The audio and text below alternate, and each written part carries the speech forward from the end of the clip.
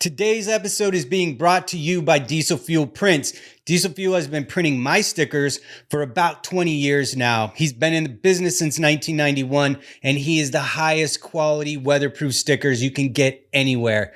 DieselFuelPrints.com has easy online ordering, and you can get a quote on any size and shape sticker you could possibly want.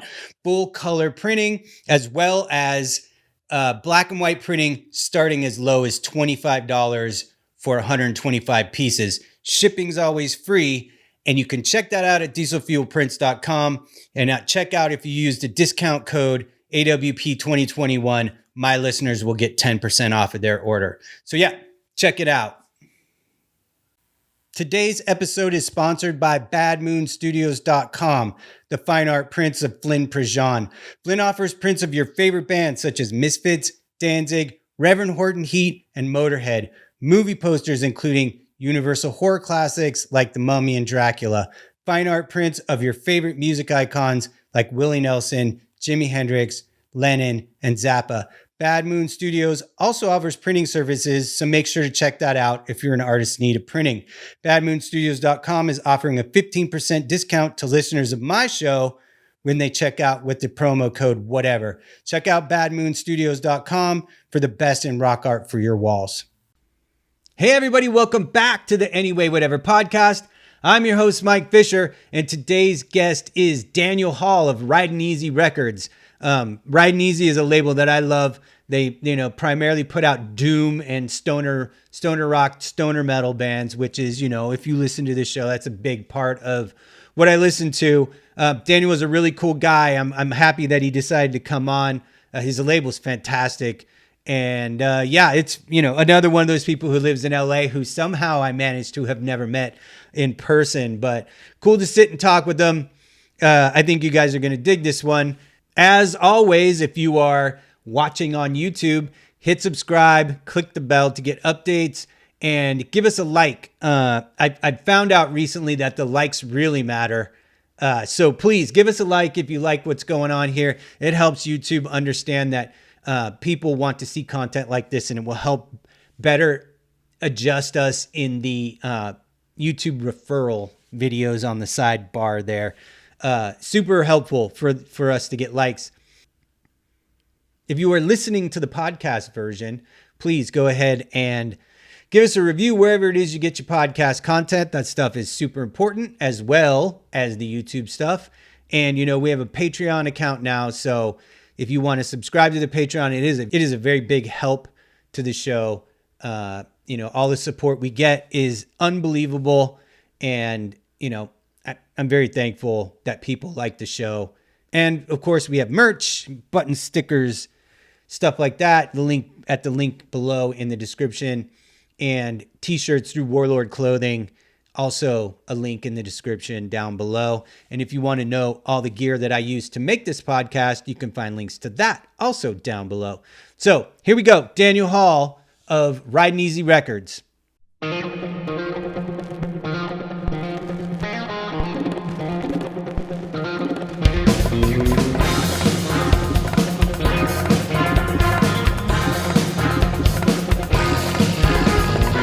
Hey everybody, welcome back.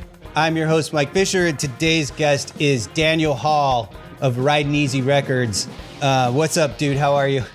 What's happening? How are you? Thanks for having me. Yeah, thanks for coming on.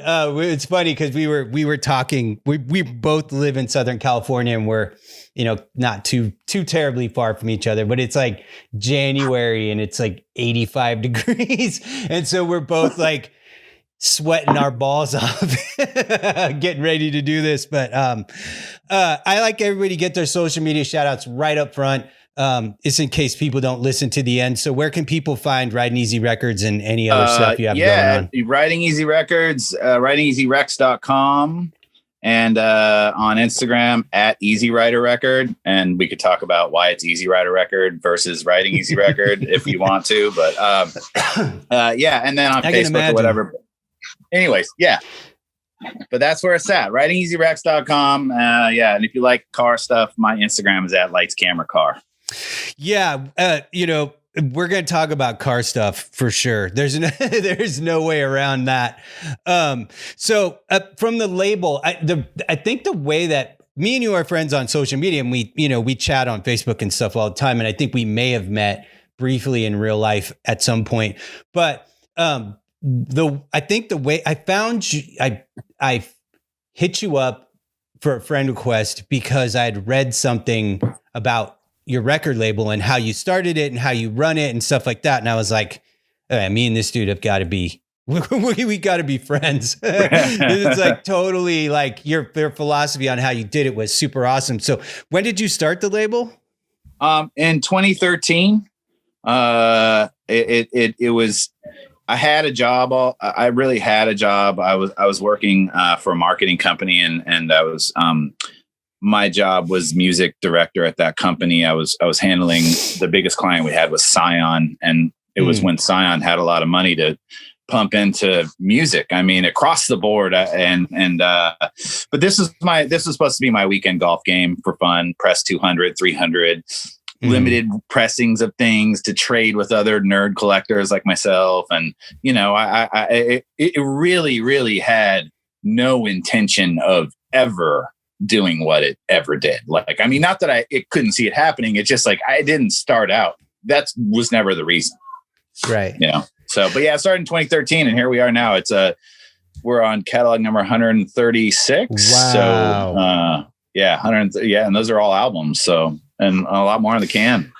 When you were at Sun, were you involved in the festivals and the live shows? I booked those. Oh, dude. Those were always my favorite LA like shows and festivals. Those were so well done. And they were free. That was the thing for me was there was a couple things. First of all, because at the time I was in a band and, touring and stuff. And for me, it was insanely refreshing that bands were getting treated like humans, like, oh, you get to stay in a hotel and you actually get paid. And like, you get treated like a band like Fuck the Facts comes from Canada to do a one-off show for Scion in LA. And like, they get a hotel lights, and like the whole back line thing. Yeah, man. That was amazing. So you're responsible for that?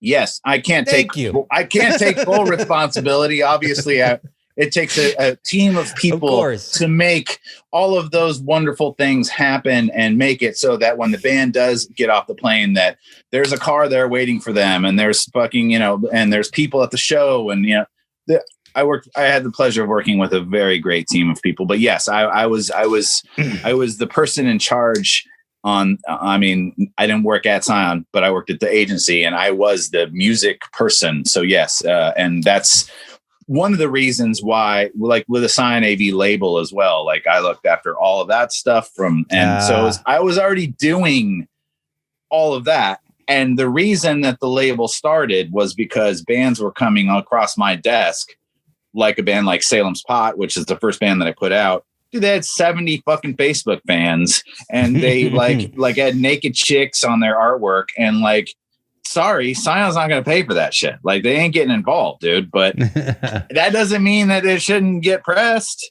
And, and that's kind of how I approached it, was just like, it was cool because it was like, there was rules. Even working at Scion, there was rules with what I could and couldn't do. Like I couldn't formally go and make an offer to work with Electric Wizard at Scion because, dude, come on, like all the imagery and stuff that's associated with them, like it's like as gnarly as it can be. It was a tough sell. But one of the biggest wins, and then things that I got to work on when I was there and get across the line was, we got a deal with Slayer done and we did a car with Slayer and I got Toyota. Toyota paid for a Scion with a goddamn pentagram on the hood, dude. And they took it to SEMA and they took it to all these, they showed it off like it was like this crown possession.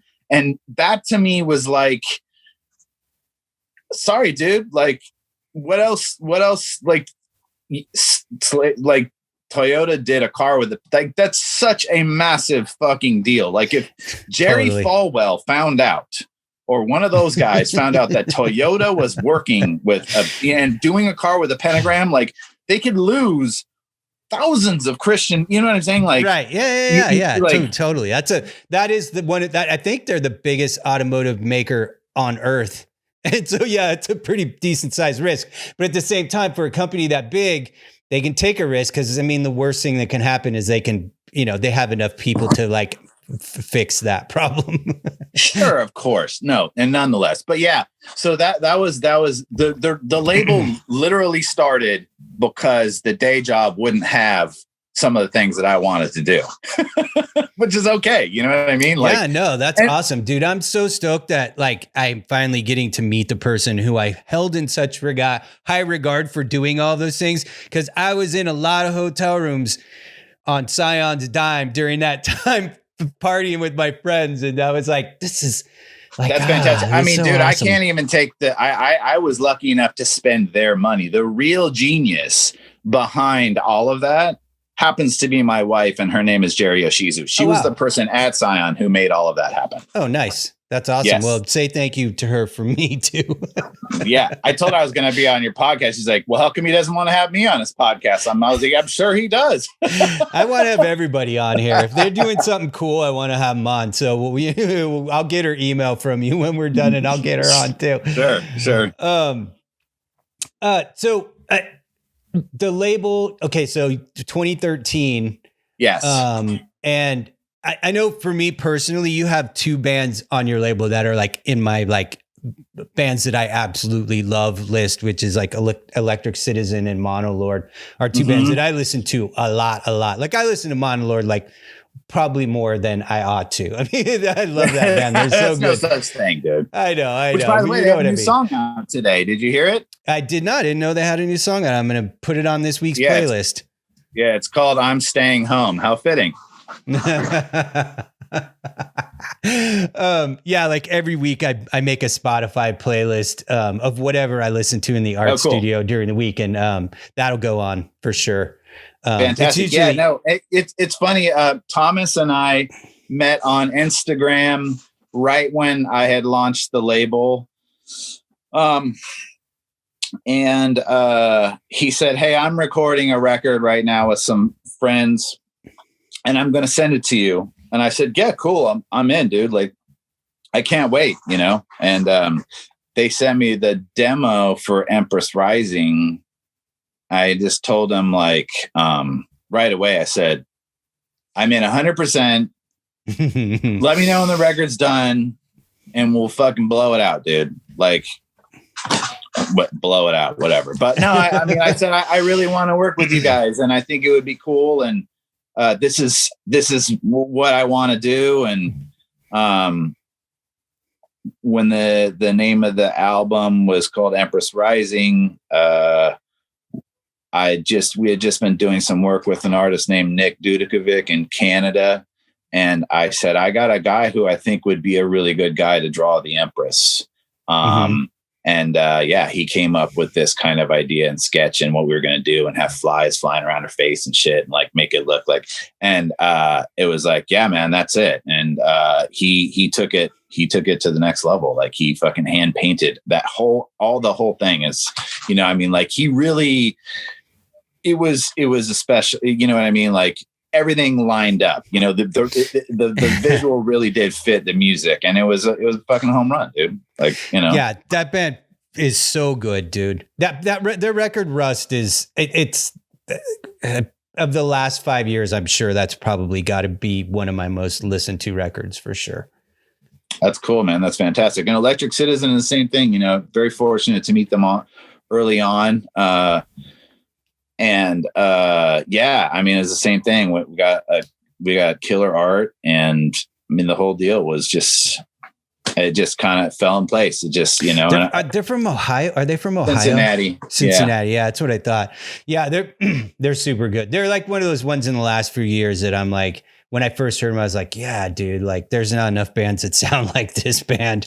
Sure. It's like, and one of the things that's, and it's kind of a weird, I guess it's kind of a weird topic at any rate, but there's like a ton of good doom metal bands like full of females nowadays. That's like, just in general, like the music, the heavy music scene has gotten like packed with really talented ladies, and I love it. It's fucking awesome.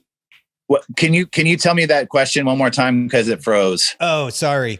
I was just saying that the heavy music scene has gotten so, in the last decade has gotten so heavy with like really talented female artists that you know, it's totally awesome. And you see a band like Electric Citizen and their singers, like, you know, they stand out because of their singer. And one of the bands, Blackwater Holy Light, all girl band from Portland, same kind of deal. Yeah, dude. I mean, you know, Lisa is, you know, like very like front and center bass player and you know, sings as well. I think female energy in heavy music is super, super important.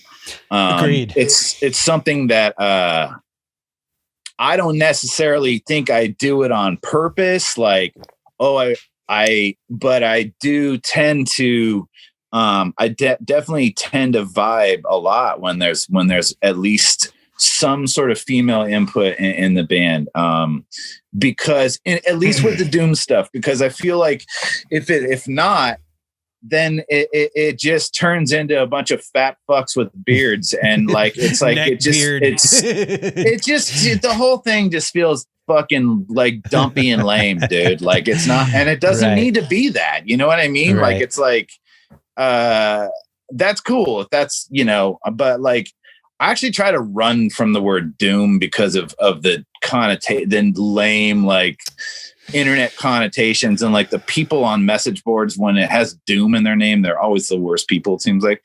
But but I think that heavy rock in general and loud, like plugged in shit that's more aggressive and has something that like is fucking fat and heavy, that there's a lot of really great fucking bands that are around, you know. Are you familiar with the band LA Witch? Oh yeah, of course. God yeah. Damn, they're like my new thing right now. I can't stop listening to them. They're so good. They're like, if somebody sat down, they're like, let's figure out like a band that Mike Fisher would totally love. And then that's what they came up with. They built it for you. They built it for you. I like it. Dude, I'm that band's super rad. I'm like, I can't stop listening to them right now. And I actually have a band that I recorded they're not a heavy band by any stretch, called Pins from Manchester, who I listen to a lot now. That is an all female band.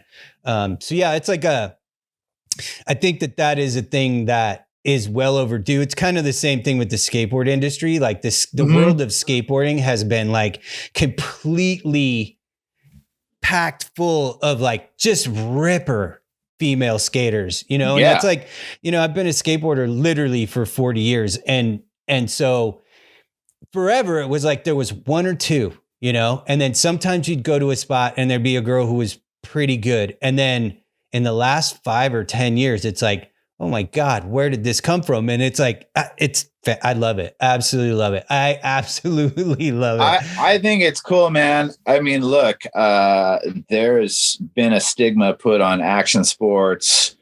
For sure. There's been a stigma put on, you know, rock and roll bands and whatever. Heavy metal, punk rock, like all that shit. Yeah. You know? And like, you don't have to be like a disgusting person to be like, you don't have to be like, you could be very feminine and pretty with it and still rock the fuck out. You don't have to, it doesn't have to be like this thing where, you know what I mean? Like, I don't know. I know what you're saying.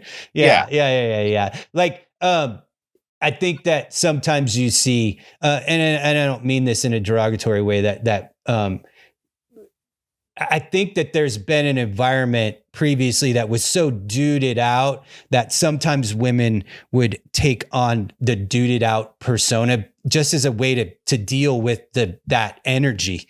You know, it's like, if we're going to get anywhere, we've got to match the energy. Yeah, I think the more that things become just the way they are, whether it's skateboarding or music or whatever, the more things become normalized, the less that people have to feel uncomfortable putting off that energy. Because I know there are definitely bands in that scene that have gay dudes in them, and for them to not have to match the energy as well, probably also a nice revelation, a nice advancement in the underground metal scene. You know what I mean? Yeah, dude. Like, come on. It's 2021, dude. Like, fuck. Everybody just get over it. Like, look, we're all here to do the same thing. That's right. That was like the thing that I was taught in the 80s in the punk scene, was like, everybody's in this building to do the same goddamn thing. We're all here, whether you're the nerdy guy from college who just found his way to the show, or the metal dudes who came to the punk show, or, whatever it is. If you're in that building, you found your way there, and you're all there for the same purpose. So sure. Let's all have fun. That's right. Like, let's respect each other.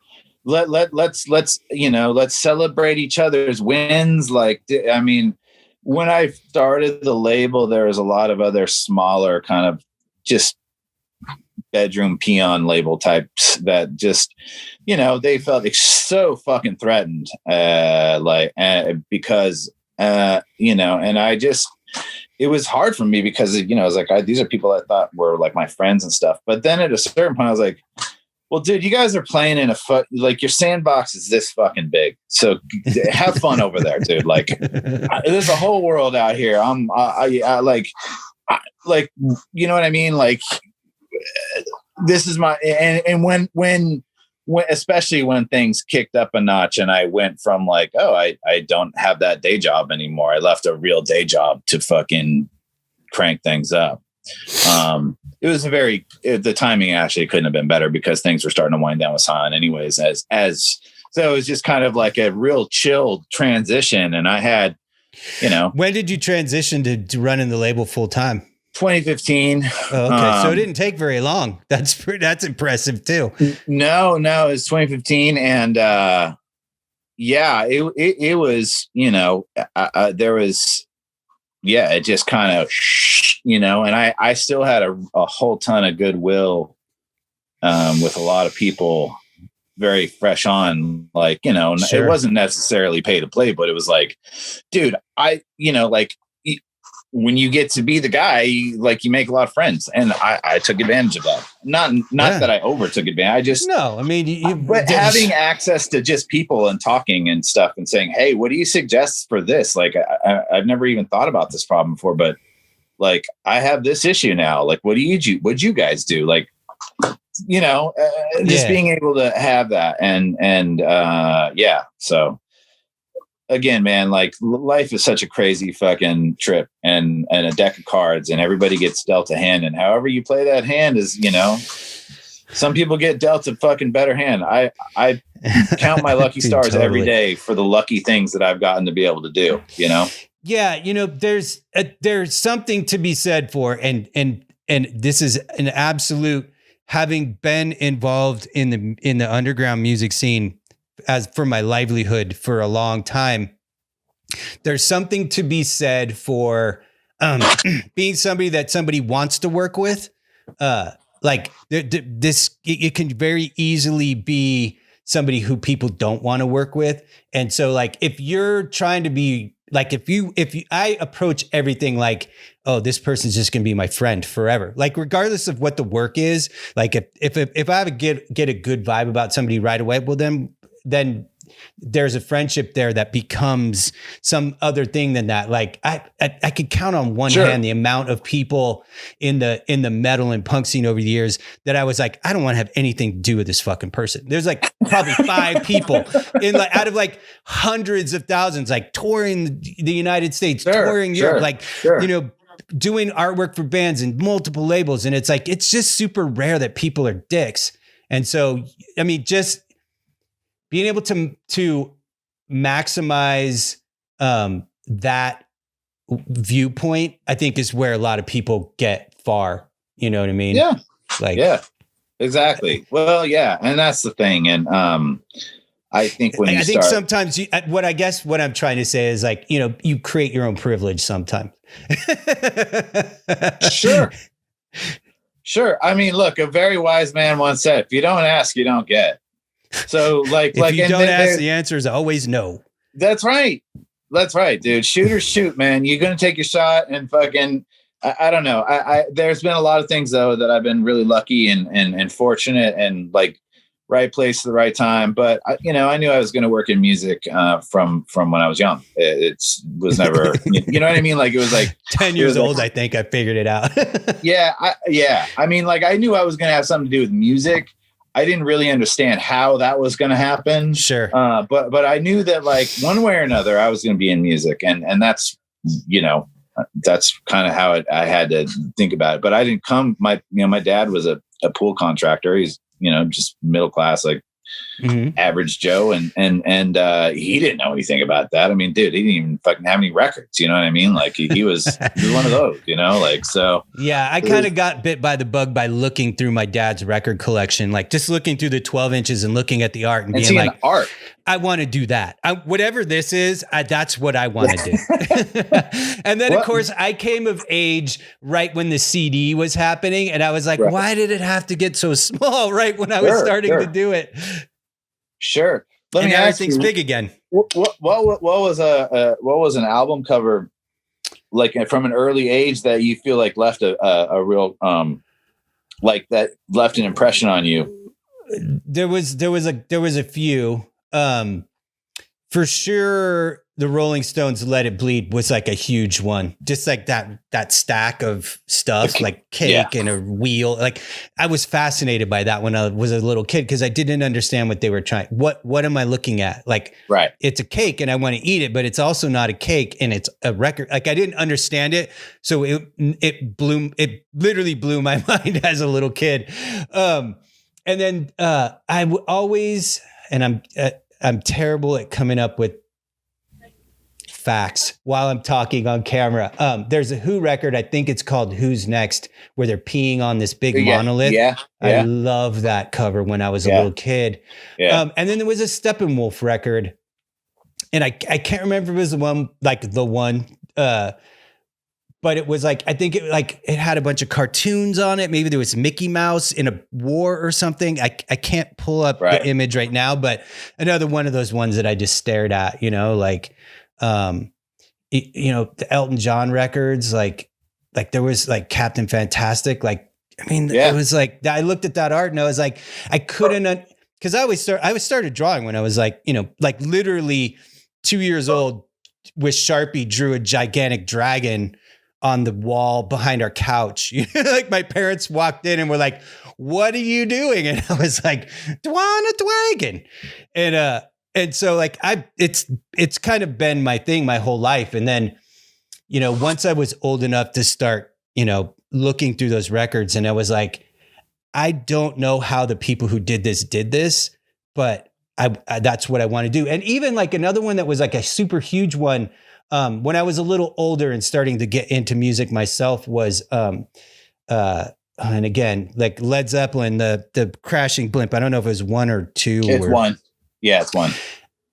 I remember looking at that and thinking to myself, okay, somebody didn't draw this, but it's also not a photograph. This is something other than this. How did this get made? And it was like, that was super fascinating to me. And then once I got into, once I started getting into skateboarding and punk rock, and like I was into like the early 80s hardcore scene, and it was like, it was like Pushead stuff. And I was like, okay, now I totally get, like, I can do any of this stuff, like I learned how to make cool shit look cool on a photocopy, or I bought a screen printing kit and learned how to screen print stuff. And like, just was like, and I got so totally indoctrinated by that DIY spirit of the early hardcore scene that it's just, it's carried me my whole life. And it's why I have this show and the type of guests I have, and people like you who are like, you just figured out, you just start doing it.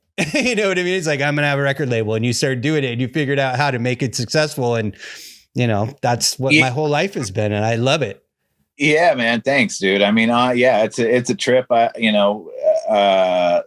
Growing up in Los Angeles, Southern California is its own thing. And I think that like, so I'm 44. I was born in 76. So I wasn't really old in the 80s, but I was definitely, I remember everything that you're talking about. I mean, like, yes, all of that stuff was happening at a young age for me, and like, but, it's all imagery that stuck with me very early on. Like I remember seeing as a little kid Kiss Alive record. Kiss was a big one for me. Like at like 3 years old. So in like 1979, seeing that. And I remember asking my dad what it was, because we weren't at our house, and he said, "That's shit that you're not allowed to listen to." And then, you know then of course you're like, well, now I gotta hear it. I'm in. That's where it started. You know what I mean? Like he pretty much said this is satanic and yada yada yada and whatever. Like, you know, like we don't have that in our house. You know what I mean? Like, right? You know, and that didn't work out too well. And I don't think he thinks that now. I mean, my dad passed away, but like, I think that my dad, now looking back, how silly that must have sounded. Sure. You know what I mean? Yeah. I mean, I think there was a former time that for me, it was, my dad was like a rock and roll guy. So it was it was a lot easier access for me. Like I was allowed to have Kiss records and stuff. I think my mom wasn't that excited about it. Sure. But I like, you know, like I was like super into Kiss because they were, you know, visually it was like a huge thing. But literally when I got Highway to Hell, like I was like, I don't care about Kiss at all. That band's fucking stupid. Like I just want to listen to AC/DC records all the time from now on. I got hammered so hard by AC/DC when around that time, like, and to the point where like even now I don't really care much for the Brian Johnson stuff. I'm like a Bon Scott purist. But it was just like a complete, you know, like for those about to rock, they have songs that I like, but like they got into that thing where it's like, we had a hit record and now we're just going to keep making that hit record over and over and over again. And I thought that was a bummer. It was like, yeah, but at least it's a good fucking hit record, dude. That's true. That's true. But it was like, but my problem with it was every record after that was like, I would just there would be like a song that was a standout and the rest was like, oh, this is all filler I heard from the last record. So sure. But I do still like ACDs. Like if they come on, I'm not going to turn the channel or anything, but sure. Man, that Bon Scott stuff. Cause it was like, it was such an easy jump from that into like, you know, Minor Threat and the Misfits for me. It was such an easy access door to that stuff. But yeah, like, you know, it's like, you know, and for a long time it was like, you know, I only listened to hardcore punk. And then it was like, I only listened to grindcore and death metal. And then it was like, I only listened to doom metal. And I got these little phases. And then over the years, they all crept in together. Actually, that's not true. I should rephrase that. I've always been all about like listening to everything that was in the underground scene. Right. But in the last like 5 years, I've like branched way out from that. Oh, really? Yeah. Like you're getting outside your comfort zone. Like I listen to a lot of jazz now, like a lot of jazz, like a lot of Miles Davis and stuff. And like, you know, Chet Baker and stuff like that. Yeah. And I listen to a shit ton of funk music, you know, anything Art Neville related or the, you know, like meters, whatever, meters, like all that stuff, you know? So yeah, like my playlist. Like did you do you remember like the first time you saw Ohio Players record Honey record cover? Oh yeah, of course. I think every heterosexual boy or gay woman remembers that moment. I mean, dude, like whatever. It's a wild ass fucking record cover. I remember the first time I saw that, like, yo, this is like fucking porn, dude. Like, what is it? You know what I mean? Like, totally. You know, my virgin eyes, but I can imagine as somebody who went into to the art, like the visual art, to see that kind of shit and be like, I mean, it must have just it's been mind blowing, dude. Yeah, that was probably one of those ones that I didn't see until later because it wouldn't have been a band that my dad would have had in his collection. Not because he didn't like the Ohio Players, but that wouldn't have been a record he would have bought probably. Right. So it probably would have been a record that I didn't see until I was like, you know, probably in my early 20s and I was hanging around people who had record collections. Right. Because like in the 80s, all my friends just had punk records. So, you know, like Ohio Players records. Right. Although they were rocking the Funky Worm. Yeah, the Funky Worm's actually awesome. I did have a friend who was a neighbor that growing up, who was one of my early childhood best friends. Shout out Chris Williams, who was African-American. And so his parents' record collection looked similar to my dad's, but had a little, like, there would be Jeff Beck records in there, but there was also like, you know, Earth, Wind and Fire records. So I did get a little bit more exposed to different stuff, but yeah, man, like album art. I love making album art. I absolutely love it. I don't do it I had a good run with a particular label for probably 4 years until he kind of shuttered things, but I need to get back into, I need to find a new source of work for album art, because I haven't done any in a little while. Yeah. So you're a Southern California native. Yes. I was born in Arcadia. Okay. I mean, it's not surprising with all the bands and the type of stuff that you're into and the cars you drive and stuff. It's not surprising to me that you're a Southern. I'm originally from Northern California. I've been down here since 95. Okay. So I've literally lived in LA for half of my life now. So right. Like I kind of consider myself an Angelino to a certain extent. Yeah, dude, I'd say once you pass the 25-year mark, you're pretty much in the mix, like, or more than half your life, whatever comes first. Right. Yeah, dude, totally. Yeah, man, it's cool. I you know, I grew up in the suburbs. So, you know, I was in Monrovia, and then I lived in Laverne. I went to high school in Laverne, which is like out by San Dimas. Yeah. But, which sounds like the kiss of death, but actually it wasn't, because, Pitzer College is in Claremont. The Claremont colleges are down there. And, there's one of the better records. There's a Rhino Records in Claremont. And so, dude, like there was arts funding and bands playing there all the time. And like, you know what I mean? And so, and I could ride my bike to Pitzer College. So for me, it was like, I could be 14 and be going and seeing bands that were later that day going to go play the fucking Whiskey. You know what I mean? Yeah, totally. Because we were the like, hey, I got a show an hour and a half outside of town that you guys, you know, your band can play in the day. And then, you know, we got really lucky that way. And then there was festivals and stuff that the colleges would book. And so, and that's where I met like kids that were a little bit older than me that ended up going into doing something. But I met a guy named Matt Nathanson there, who's like a pretty, like on the singer-songwriter coffee circuit. Like he's like a big deal. He's like plays with like people like, you know, Train and Dave Matthews and whatnot. Wow. We met and I met him there, and we were friends then, and we're still friends now. But I was like, he's like, dude, he's like, you love the Black Crowes, you love Slayer, you love Rick Rubin. Just call American Records and tell them that you'll work your ass off and you come in. Trust me, they'll fucking be into it. And so that's what I did at 17 years old. I told them that and I said, they asked me, I just cold called the line, and I said, I'm looking for an internship. She's like, hold on, I'll put you to publicity. And the lady said, yeah, we need some help. When can you, like, how old are you? What can you do? And I was like, yeah, I'll do it. And then she's like, can you be here in 2 hours? And I was like, yeah. She's like, good, because somebody flaked and I need help with the mail out today. So I showed up in 2 hours, dude. And that was it. So you worked at American? Yeah. Holy shit. What year was that?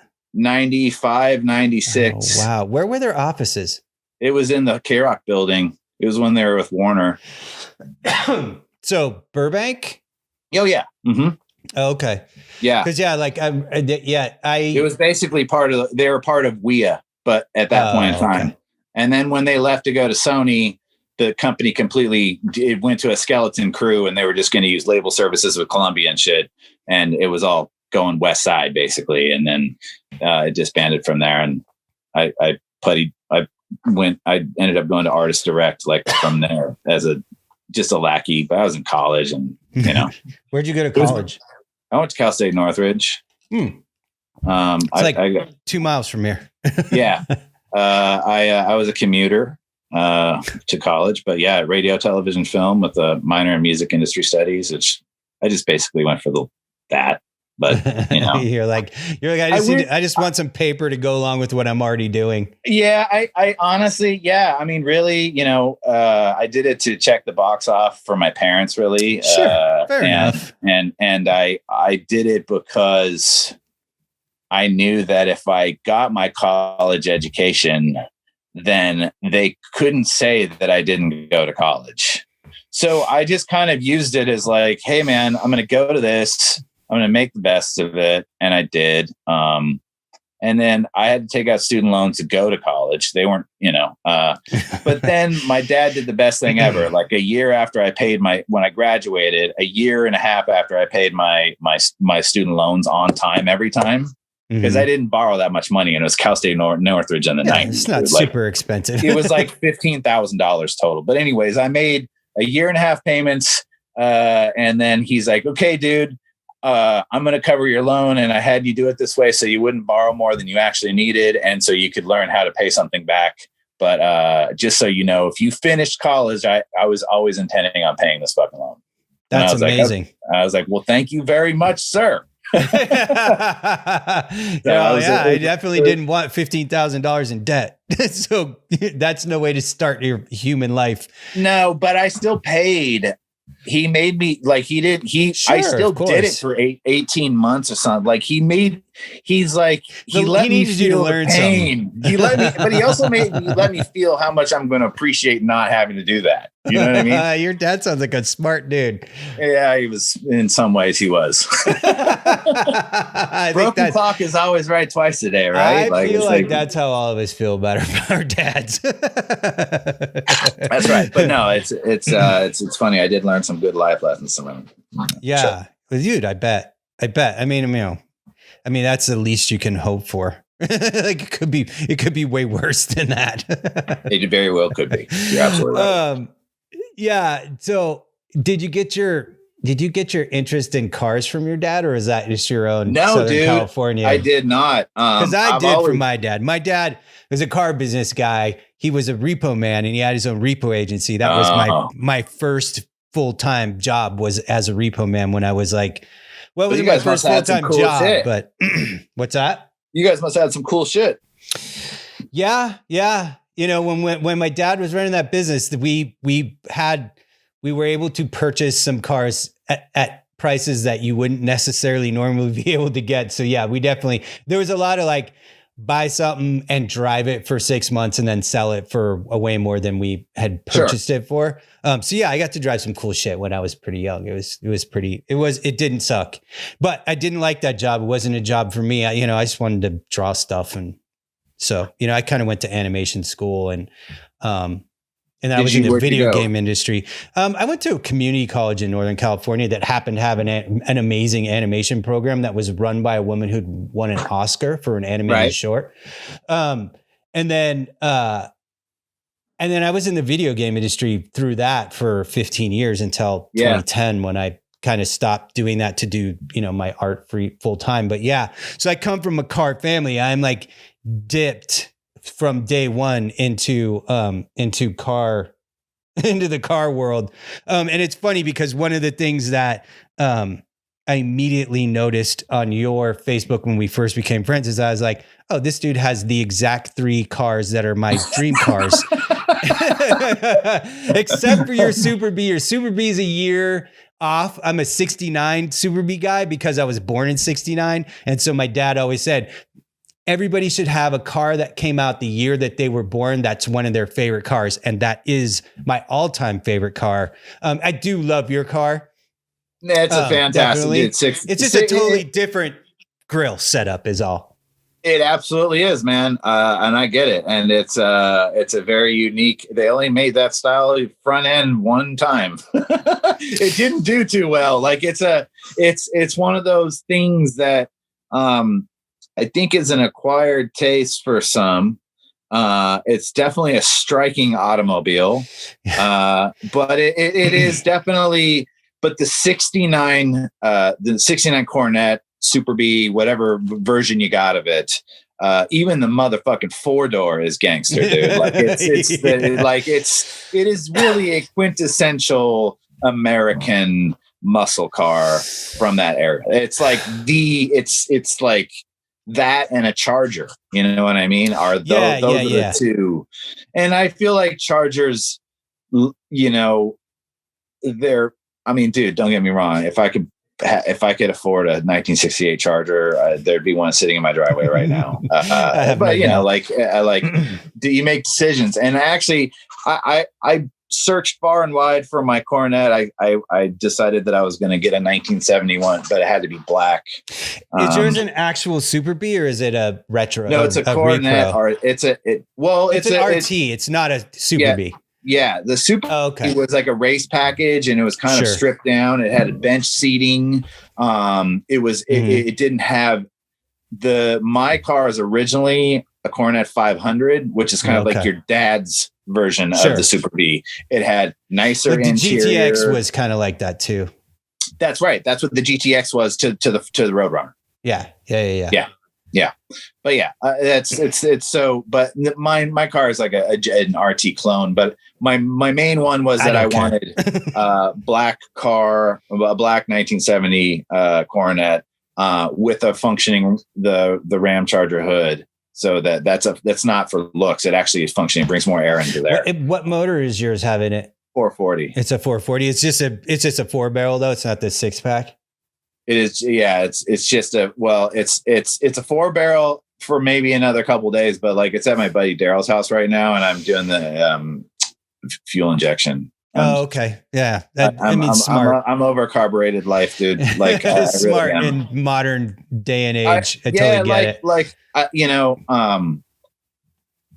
They're like, I've driven old cars and carburetors. I'm over it. Like, I don't want to fucking deal with it anymore. Like, I want to drive my shit. I don't want to. It sucks, dude. Like, your shit's at the shop, and like one little dinky thing leads to the next, and like, you know what I mean? Like, it's just. What year is your A100? It is a 1968. So you have a 68 A100, a 70. It's actually Coronet. A108. It's A108. Okay. Yeah. And then you have, what year's your Hellcat? 2020. So you have a 2020 Dodge Challenger Hellcat. So yeah, that's like the trifecta of Mike Fisher dream cars right there. Yeah. I mean, look, dude. Yeah. I mean, I am fucking blessed. Like, I wake up, I'm fucking stoked, and it's been one of those things, you know. I bought the van. Is the van fuel injected or is it carbureted? No, not yet, but it will be. Because you just kind of finished that one, right? Yeah, the van, I got the van 2015, and it's been, I've just been putting like work into it ever since. So, you know, the first thing was like full engine rebuild and transmission rebuild. Did you put a complete, did it have that V8 in it? Yeah, it's got a 318. You have a 318 in it. Did it come with the 318? Yeah. It's the van, when I got it, a Survivor van from Colorado. It had the beginnings of some rust spots, but it was fucking clean for what it was. There was some Bondo job on the passenger side, but all in all, original graphics, like it was exactly what I needed. And so it was like, I did that, and, you know, got it fucking running, and then, you know, upholstered the front seats and put carpet in, and then put, you know, wood floors in the back, and built out an L thing, and then had custom shit, like, you know, like the interior was all done. And then it got to the point where the rear, as every van, the rear drip rail rusts out. Every single fucking van. I don't give a fuck. Like, it's impossible. It just, like, it's the way it goes. And it's why vans are so cheap, because nobody wants to take a $1,500 van and then give the bodywork guy fucking $6,000 and have it be out. You know what I mean? Like, nobody wants to invest that into those fucking vans. They don't want to save them, dude. Right. So, but I was at a crossroads with the van. Like, I'm either going to fucking take this thing the distance, or I got to sell this right now. Because it's this. And I just said, you know what? Like, I can't get rid of this fucking van, you know. So, goddamn mystery machine, man. I bit the bullet, and it was at Paint and Body for a year. Wow. My buddy Ben, who owns his own spot in Whittier, East Side Garage, he is like, he's a top-notch hot rodder builder. wins awards. I mean, like, he's a legit dude. And I just said, did you do your cornet too? No, okay. I bought my cornet. You bought my it cornet as is? Yeah, pretty much. There was some issues. There was they had a blue stripe before, and I pulled that shit off and made it purple. I like the purple one. Yeah, master of reality, dude. But yeah, no, totally. Ben took it and really took and went through every inch of the van, and it is now better than it was before it came off the line. And I bet it's beautiful. It's absolutely beautiful. I that is probably when we bought our house like 3 or 4 years ago, and we're still in renovation mode, slowly turning it into the house we want it to be. And but when we're done with that, we're gonna build an A100. It's like one of my wife's favorite vehicles, and she's a car person too. So I lucked out in that respect for sure. But like, I show her pictures of your van with your corgis in it, and she can't stop. She can't stop looking at because she loves corgis too. And so she's like, who is this guy? I was like, he owns like a cool record label, and he has my dream cars, and like has you. And she's like, yeah, we definitely have to have him on the show. But I saw one of your dogs was not well and is now doing better. Yeah, Wolfgang has he's our middle child. He's 8 years old, and he was diagnosed with lymphoma in April. And it was really scary, dude. Like, it was, during the pandemic and all that. Yeah, I bet. Yeah, just in the whole thing. Like, and it was like, dude, you're fucking 8 years old, dude. Like, you ain't supposed to. You got a lot. Like, our last corgi, we have 3 corgis now. We've had 3 corgis for a long time. My wife runs the Instagram account 3 Corgis, which is that massive following. That's awesome. And I'll tell my wife, because she'll want to be a part of that. Yeah, absolutely. Yeah. And so, I mean, it's X-rated dog porn. So but yeah, Wolfgang is 8, and you know, there was no way that we were gonna like just be like, okay, buddy, well, it's been real. Like, yeah. So no, but science fucking did its thing, man. We got, there was literally like a team of doctors that came to Wolfgang's aid that, like, I believe really saved his life. So that's awesome. We're Basset Hound owners. We're Basset Hound people. And I've had like 5 of them over the years. And yeah, we lost our dude during the pandemic too. He got cancer, like, and it was like in his stomach. And by the time we knew what was going on, it had like ruptured and spread through him. So it was like literally nothing we could do. Like, literally the day we took him to the vet, they were like, we should just take him right now. And we were like, can we have like a week? And they're like, maybe you got a week. And so we were able to keep him for the last week before he actually had to let him go. But yeah, it was a tough one. He was a good dude. I've had a lot of Basset Hounds, and he was like top of the list for sure. Sure. And it's always hard, man. It's like a family member. Yeah, that's the thing that's hard about having a dog. And my wife had never had a dog that she bonded with. The dogs that she had when she was a kid were like giant Saint Bernards that were outside dogs, and she lived in the country. So so this was like the first dog she had that she was attached to. And that was rough, man. It was a rough month after that. So yeah, so she loves the pictures of your dogs in your van. And she was looking at your coronet, and she was like, oh man, I love it. She like totally was in love with that thing. So yeah, my wife worships your cars like I do. Well, thank you very much. The car thing, I've always been a fan of automotive. I like that you're all Mopar though. You're not mixing it up. Yeah, I kind of true to the game team. Yeah, just like I ain't fucking around. I do have a Toyota 4Runner. I can't even front, but it's a like 4-wheel drive. That's fair.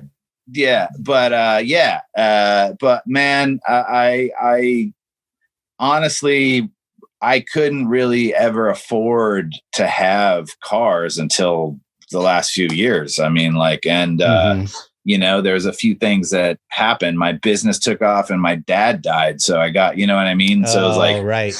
So like when my dad passed away in 2017, and I got like, there was it was actually ended up being a really messy thing. His business was all over the place, but I got a first batch of settlement money or like inheritance or whatever. And it was, and what the first thing I did was like, I'm going to go buy the car that I want. And I'm going to do this because my dad would never do this. That's exactly why I want to do it. It was like, oh, this is perfect. Like, you know, it was like, but that's how that kind of went down. And that was how I was able to do that. Yeah. And it was cool. And my dad and I had a rocky relationship. So this is actually something that brings me a lot of joy, and he's a part of. You know that's what I mean? awesome, like, man. That's a good way to look at it. A positive sort of look at it. It's like, okay, well, you know, and through that car that I've met a lot of people. It's really wild what it does. Yeah, I bet. I think it's with anything. Muscle cars in general are a thing, you know, and people see a muscle car and they know what they're looking at pretty much. You know what I mean? It's not an ambiguous, it's not a Toyota Camry. You know what I mean? Sure.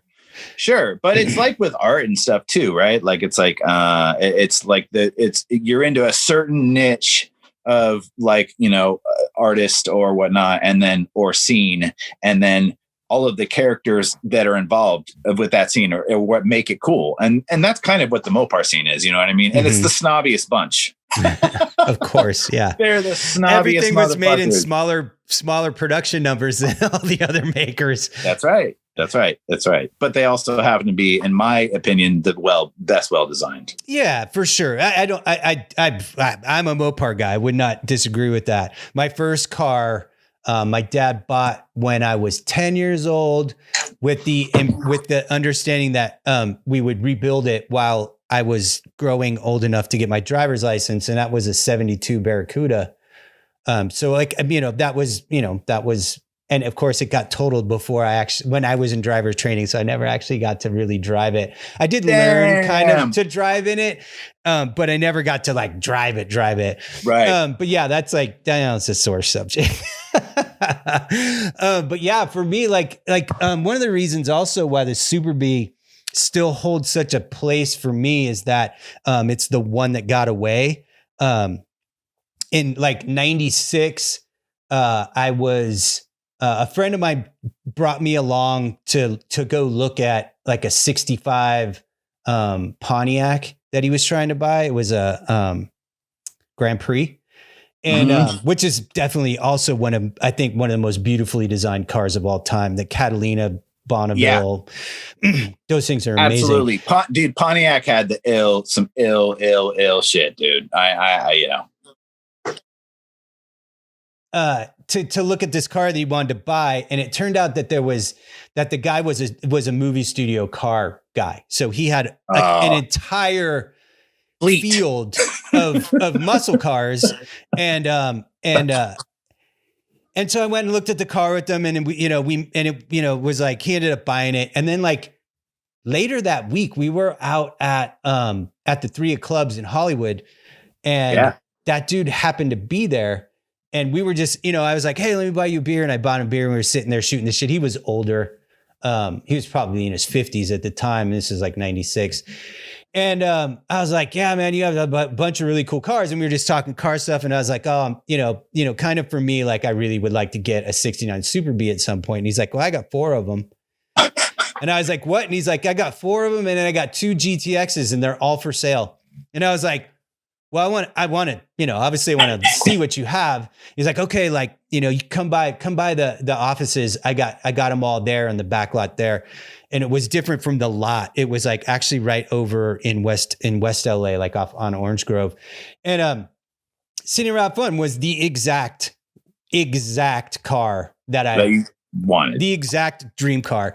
And I was like, holy shit, orange, white interior, pillar coupe, 446 pack, like it was from Reggie Jackson's collection. Oh. And he was like, and I was like, this is the car. And he's like, oh, look at the other ones. I was like, that they're great. Like he had an orange GTX, which would have been like number 2. It would have been like the number 2. And like he's like, no, but that GTX does wheelies, dude. And I was like, I don't care, man. Like, this is the car. I think the exact setup of that car, the VIN number, I think that they only made like 1,000 of that exact. Yeah, like, sure. Orange with the white all bench. the numbers. Dude, you know, yeah, and like when you do it like that, and you're like with the white seats, 1 of 3. You know what I mean? Like it's right. like It was like super low number car, and I forgot that I had this sitting right here. Where is it at? Oh, there you go. I collect that's diecast your front end cars, right so. there, dude. Yep, dude. I have that exact. That's a Johnny Lightning. It has a 6-pack in it. Racing Champions. I'm trying to. Let's see, it's a Dodge Super B. Yeah, it's a Johnny Lightning, dude. Yeah. I have that in like every color they ever made it in. I collect diecast cars, so that's like my thing. Yeah, like he wanted like 10.5 for it. This is in 96. He wanted 10.5 for it. That car's worth 80 grand now, at least. And like I just couldn't. I could get close, but I couldn't get quite enough, and he wouldn't come down off of that, and so it didn't happen. And like I'm salty about it. Like 25 years later, I'm still salty about it. Yeah. But you know, what are you going to do? Fucking find one and build it. Yep. That will happen at some point. Although we're going to build that van first. We're going to build a van. And I'm actually I'm like a lowrider guy as much as I'm a muscle car guy. So I might do like a lowrider muscle version of the A100. I'm not sure. Oh, yet. Sick. Yeah, like tubbed, like sure. Lowered and tubbed out wheels in the back and shit. Yeah, like just that. Like I like. I've seen a couple of A100s, A108s, whatever, that use the Mopar muscle car style. Like it'll be like a plum crazy purple. Mm-hmm. It'll have like a hockey stick graphic. Sure. You know what I mean? It'll be like they'll do a Challenger look on that on that van. Sure. And so I'm like in love with that, but at the same time, I kind of want a lowrider. So I don't know what I'm gonna do. We'll figure it out. But yeah, I want one with windows. I want like a full. I'll pay more to get a full window. I don't want a panel van. Yeah, no, the windows are cool too. Yeah, no, the window van, the passenger vans.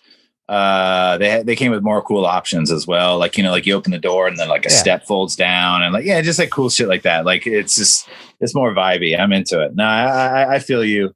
When I got my van, I kind of wanted to do something where I could build it out and have it be like real, like kind of like, your van's put sick, stuff dude. in the back. Your van's super sick. And nobody would ever look at your van and be like, meh. No, I don't think so. I mean, what? It's not coming to me right now, but I'm certain that you have the right wheels on it. But what rims do you have on that thing? The turbines.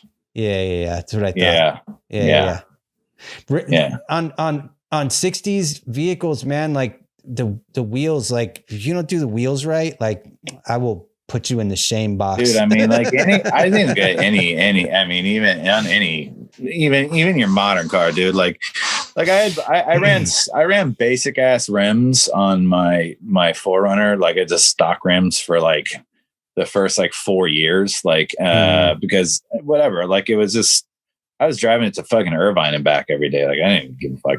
But after I put that could not have been any fun. Dude, it was the worst, dude. But you know what? I just get caught up on every single phone call each way there. I could listen to a lot of Howard Stern, and like it was not bad. You know, Howard makes everything better. But yeah, I think you put wheels can change your shoes, and it whole like your whole outlook on your car can change, man. Like it was like as soon as I did that for my 4Runner, I was like, damn, this thing's G now. I'm gonna fucking drive this, you know? So, dude, totally. Yeah, that's like my problem with the Challengers is I don't like the wheels that they've been putting on them. Like the first 4 or 5 years, the wheels were like perfect, like the 5-spoke, like perfect. And I'm not super excited about the wheels they've been putting on the stock wheels. So I'm still on the new Challengers. Yeah. Even on the Hellcats, like the Hurricanes, like dude, those wheels there. Here's the thing.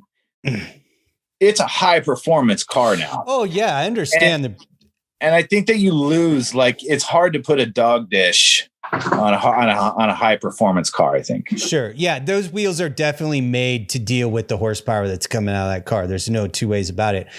it's just, I would like them to look different if I was gotta, picking.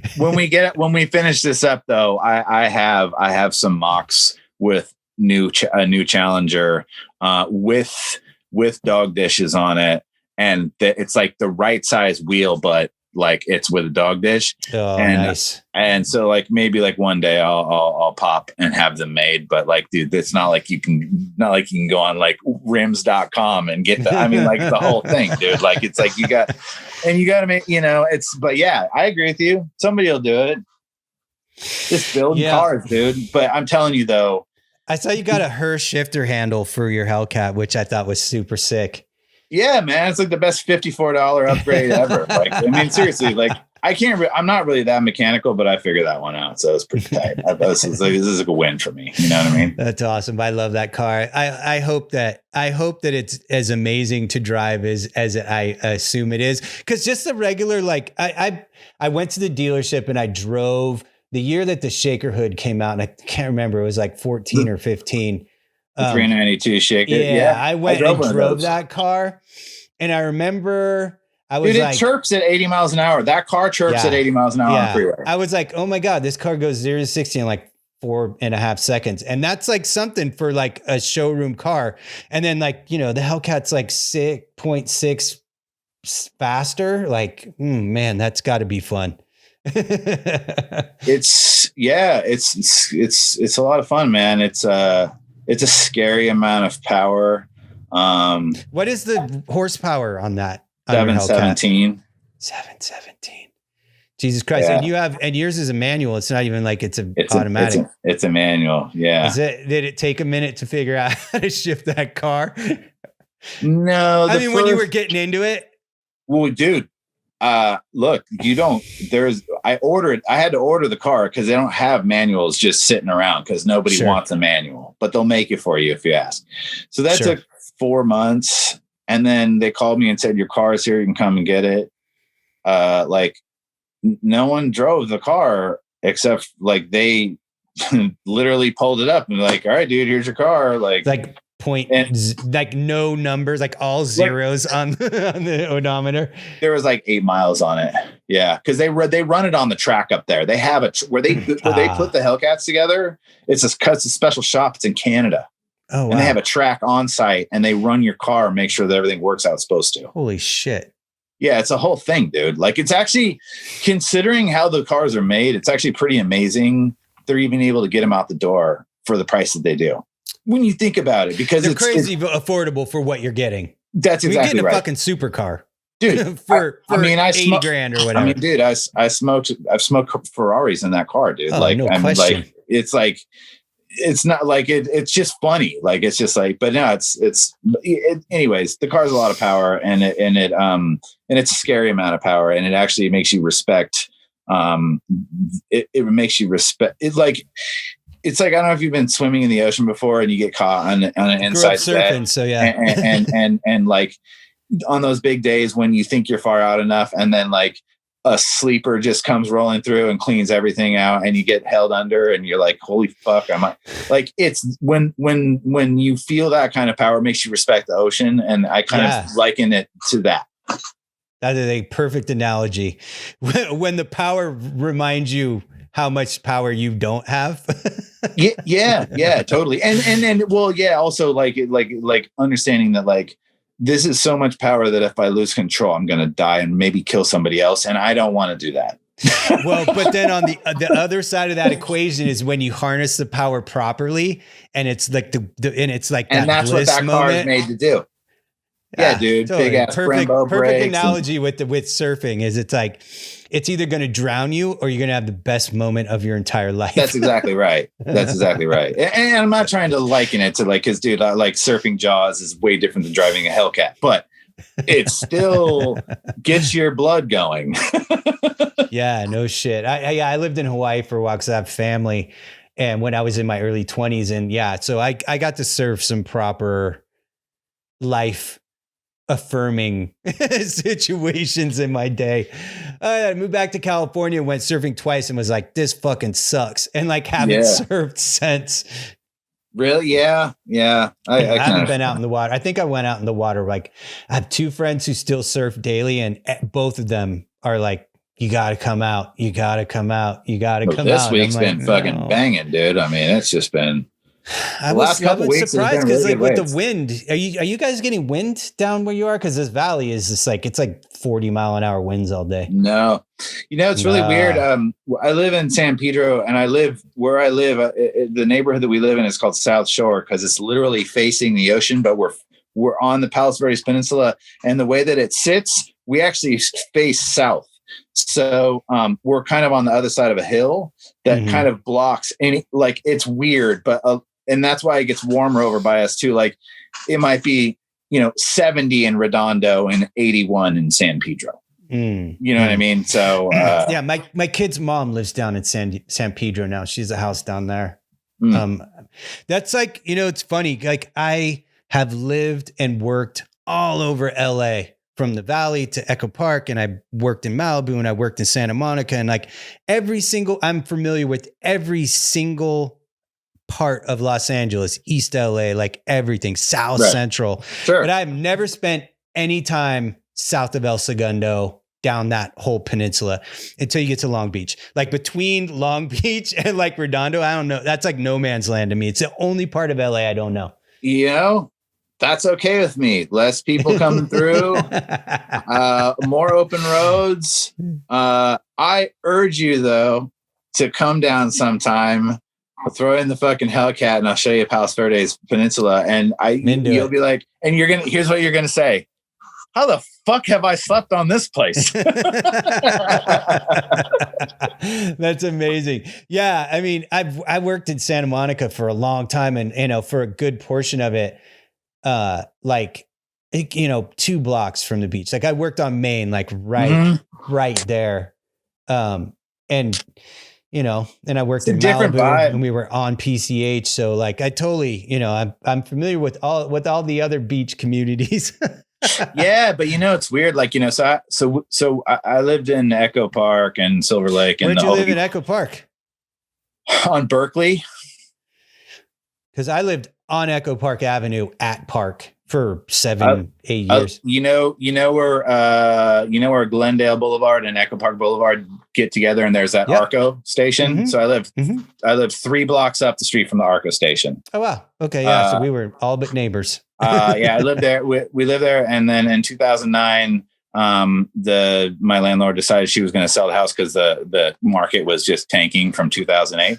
And so we couldn't find anything. And since my wife was working at Scion in Torrance, she's like, well, why don't just look down at the beach? And I was like, all right, I'll move out of the city. But the deal Echo Park to Torrance, that's an even worse. No. Listen, no, well, yeah, that commute sucked, but we weren't going to move to Torrance. I said, I'll move to the beach, but we have to be able to fucking walk and see the water. That's the bar. Like, it's like, because that's how I can justify this. Mm-hmm. And anyways, we ended up finding a killer ass fucking place in Hermosa Beach that had been up for rent for 9 months already, and they couldn't rent it because of the dip in the economy. And we ended up getting a screaming deal, and we lived there until this year, until we bought in San Pedro. Oh, wow. So yeah. We moved into our place in Echo Park, like the first week of 2010. So like we just missed each other. Yeah. Crazy. Yeah. I had just left the fucking neighborhood, dude. I was out. Yeah, man. I used to like House of Spirits was like, I'd walk and get beer at House of Spirits like every day. Oh yes. Yeah, old Echo Park, which is not like my old landlord. I actually just recorded an episode with him this week. He's like in film and TV guy. He's an art director. And we were talking about like how different Echo Park is and how when I lived there. And then, he was there for a good 10 years before that. And it's like, bro, once they redid the park. Sunset Junction, dude, in 2001, 1999, 2000, Sunset Junction, when the lights went down, you didn't go to Sunset Junction, dude. It was fucking hood as fuck. The only Echo reason Park you were over there is because Silver Lake. Yeah, dude, it was crazy. I mean, like, it was like crazy over there. So when we were in Echo Park, it was still murder on our block, at least one a year. at least for like for 6 or 7 years. And then once they finished the park, it was like within a year, it was like, oh, it's not dangerous at all anymore. I know. And now you're just dealing with homeless people in the park. Oh man, it got bad, dude. It got so bad. And then I had an art studio in East Hollywood. So, I kind of cruised between, but the drive between the art studio and the apartment went all through Silver Lake and stuff. And sure, East Hollywood was still sketchy. Grimy. Like my block where my art studio was still MS-13 controlled neighborhood when I was there. But I kind of grew up around that stuff a little bit. And so like, I know how to behave in a neighborhood with a gang presence. I know how to live in that environment. So it wasn't hard for me at all. I know how to get along. Yeah. Just fucking keep your head down, fucking be respectful. And that's it. Yep. Yep. It's not your spot. It's somebody else's spot. You're just checking it out. That's right. But yeah, I don't miss having my art studio there. That's for sure. Because like after dark, it was like, all right, like if my car is where I can't see it from the studio and then I'm going to have to walk to it, I was like, okay, this is like, it's a thing. Like, this is like something I'm going to have to. You have to psych yourself up. I don't have to, I'm not scared, but it is not a normal operating situation. You don't mindlessly walk to your car. You got your eyes in the back of your head open. Yeah. It's like it's like a different type of situational awareness you have to be in for sure. No, I understand that. I've lived in some spots like that. Now we're back in the suburb where it's like super low key. Yeah, man. And when we moved to Hermosa, literally after being there for 2 fucking days, I was like, the fuck have I been doing? Slugging it out on the fucking east side. What have I been doing? I mean, everything is like completely rather. I was like, I should have done this ages ago. And I would still be in Hermosa if I could afford to live there. It's beautiful. I mean, actually, it's become really douchey. It's like Silicon Beach with, Marina Del Rey and all the stuff around that. And then people realize like, well, dude, if you live in Hermosa, Manhattan, you just drive along the coast to work. You don't even get on the freeway. It's right there. You know what I mean? Like, it's a very nice commute. So people don't, then the price is just whoop, whoop, whoop, whoop, whoop. And now, it's like a teardown is 1.8 million. It's just crazy, dude. Like one of my best friends bought a house, like a teardown. It wasn't even a teardown, but it wasn't like the nicest house on the street in Venice, like 15 years ago. Mm-hmm. And then it was like, and then it became worse so much that like he could tear it down. And then they just like built like this, it's like on the cover of architectural magazines and shit. It's just like beautiful house right there in Venice. Worth a fortune now. I had another friend who literally bought a crack house in Venice 20 years ago. And I was like, what are you doing, dude? And he's like, trust me. And then I talked to him not that long ago and he's like, I fucking told you that house would be worth a fortune. It is, dude. But Venice is fucking shitty though. I mean, it's so expensive to live. You can't park anywhere. There's there's fucking homeless people everywhere. Like, I just don't like, it's just, they have a problem. Yeah. They have a problem with that for sure. Yeah. Like before it's like, it used to be in a certain area. Now they just sleep on the fucking boardwalk. Every part of LA has a problem with that now. Even out here in the valley, like if you're within a mile of the 101, there's just homeless encampments everywhere. So it's not even like we're safe from it out here in the valley. It's just it is a social issue that needs to be addressed in a way that it's not being addressed. I don't have the answers, but I'm not like a homeless people suck type of person. I'm not either. And I'm definitely not also like, it is an impossible situation in the way it's being dealt with from all sides. I've lived here my whole life. Okay. And I drive around. I'm like, what is going on here? Like, what? It just like something's broke. Something's not working because it didn't used to be like this. You know what I mean? So somebody needs to step up and fix that problem. It ain't me.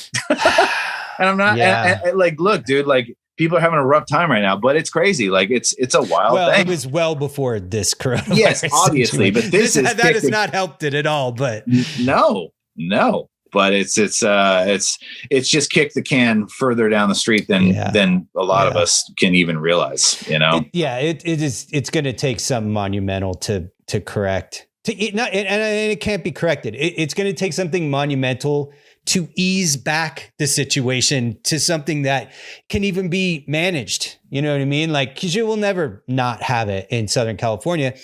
If you're going to be homeless, there's no other place to be it than here. You're never going to freeze. You're never going to starve.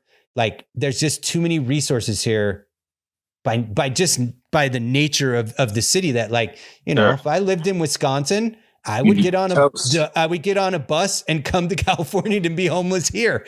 Yeah.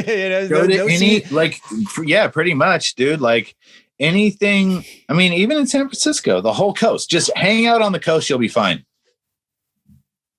Dude, totally. All my family's still in San Francisco. So hopefully when this will be over soon enough and we can get back up there because we're overdue a visit. Dude, I think I'm gonna let you go. Like, I appreciate your time. I appreciate you coming on, man. It was really cool to talk to you, talk about the cars, talk about the label. I got some email addresses to get from you. I will, I'll hit you up by email, but thank you very much, Dan, for coming on. I appreciate it. Me, man. And we'll talk soon. Take care.